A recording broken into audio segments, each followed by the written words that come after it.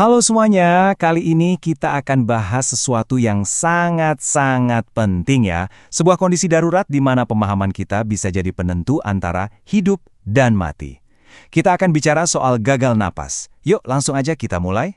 Coba deh, pernah nggak Anda bayangin apa sih yang sebetulnya terjadi di dalam tubuh kita waktu pasokan oksigen yang vital itu tiba-tiba berhenti? Ini bukan cuma soal rasa sesak biasa loh, jauh lebih serius dari itu. Nah, ini pertanyaan kunci yang akan kita coba jawab bersama.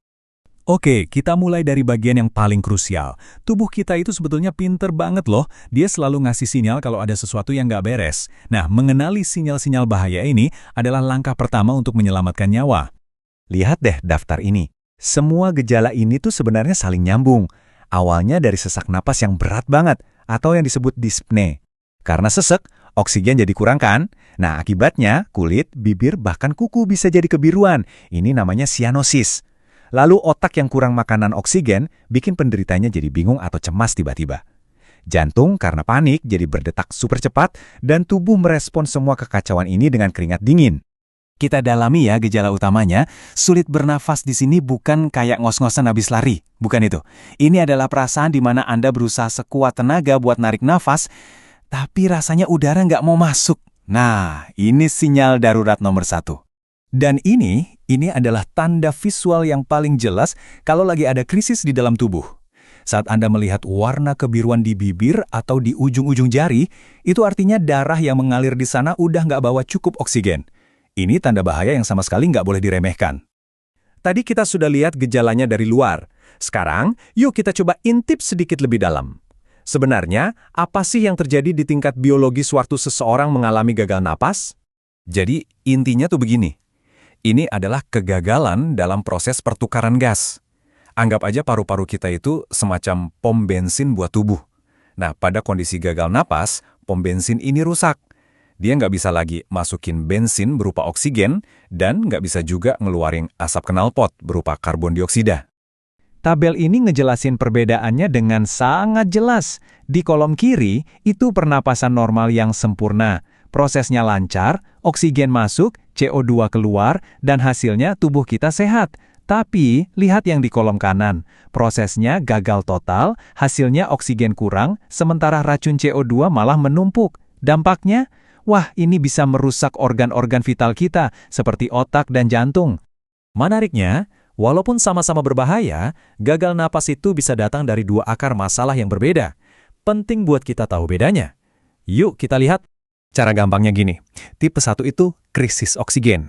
Jadi, masalahnya ada di pasokan. Paru-paru nggak bisa ngambil cukup oksigen dari udara.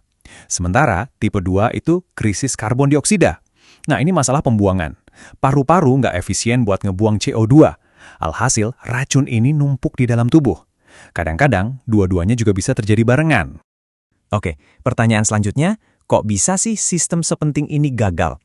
Gagal napas itu biasanya bukan penyakit yang muncul tiba-tiba tanpa sebab. Ia adalah komplikasi dari kondisi lain yang sudah ada sebelumnya. Penyebabnya ternyata beragam banget.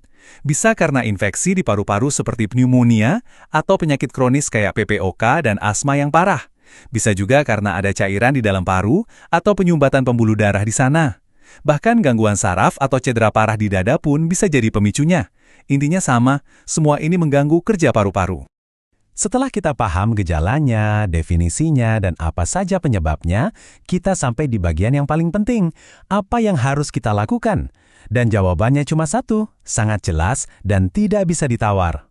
Saya perlu ulangi ini sekali lagi biar benar-benar meresap. Ini bukan kondisi yang bisa ditunggu atau coba-coba diobati di rumah.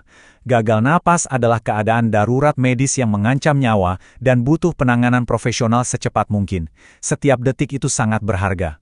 Begitu pasien tiba di rumah sakit, tim medis akan langsung bergerak cepat. Prioritas pertama, amankan jalan napas, pastikan nggak ada yang menghalangi. Kedua, langsung kasih terapi oksigen konsentrasi tinggi untuk menstabilkan kondisi. Kalau itu belum cukup, langkah ketiga mungkin perlu pakai ventilator atau alat bantu napas. Dan yang paling penting, sambil melakukan semua itu, mereka akan mencari dan mengobati akar masalahnya.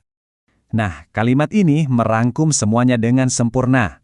Apapun penyebab gagal napasnya, tujuannya selalu dua. Pertama, masukkan oksigen sebanyak-banyaknya ke dalam darah. Kedua, pastikan jalan untuk oksigen itu tetap terbuka dan berfungsi dengan baik. Jadi, kita akhiri pembahasan ini dengan satu pertanyaan untuk Anda renungkan. Setelah melihat semua ini, sekarang Anda tahu betapa pentingnya mengenali sinyal-sinyal bahaya tadi. Pengetahuan ini adalah kekuatan. Pertanyaannya sekarang, kalau Anda melihat tanda-tanda ini, apa langkah pertama yang akan Anda lakukan? Mengetahui jawabannya bisa jadi pembeda antara hidup dan mati.